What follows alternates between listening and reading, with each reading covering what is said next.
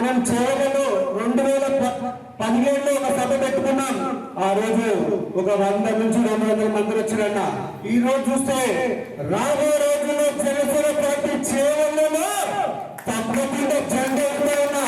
ఈ ఉత్సవం కంటిన్యూ కావాలి.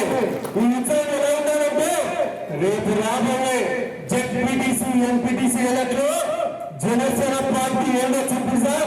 ఇతర పార్టీ నాయకులు కూడా మన వైపు చూడాలంటే మాటలు కాదు చేతల్లో చూపిస్తాం. మరి జనసేన పార్టీ సిద్ధాంతాలు నచ్చి ఈరోజు నూతనంగా సభ్యత్వం తీసుకున్న వారిని కూడా ఒక్కసారి వారిని గుర్తు చేసుకోవాల్సిన అవసరం ఉందని మరొకసారి మీ అందరికి తెలియజేస్తున్నాను. నూతన ఇంటర్వ్యూ సభ్యత్వం తీసుకున్న ప్రతి నా అన్నదమ్ములకు నా అక్క చెల్లెలకు మా అందరి తరఫున మీకు జనసేన పార్టీకి సుస్వాగతం, కృతజ్ఞతలు, ధన్యవాదాలు. ఆ రోజు 2014 మనకు తెలుసు జనసేన పార్టీ మనందరూ తెలిసిందే.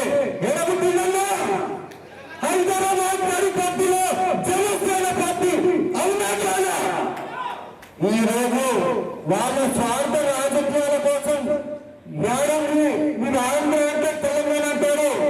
రెండుగా అన్నదమ్ములుగా విడిపోయినటువంటి తెలుగు రాష్ట్రాల్లో బొగ్గుమంటున్న సందర్భంలో ఎంత ధైర్యం ఉంటే నిజాయితీగా నిస్వార్థంగా మన ప్రాంతాలు కాదు దేశం కోసం మనము పనిచేయాలని నిస్వార్థంగా పనిచేయాలని ఆ రోజు జనసేన పార్టీ అధ్యక్షుడు పవన్ కళ్యాణ్ గారు హైదరాబాద్ తాడిపత్రిలో తిరుగు పోసుకున్నటువంటి పార్టీ జనసేన పార్టీ.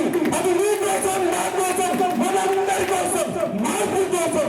అవునా కాదా? గట్టే చెప్పలే అన్నా, ఇది కాదు గట్టే చెప్పాలి.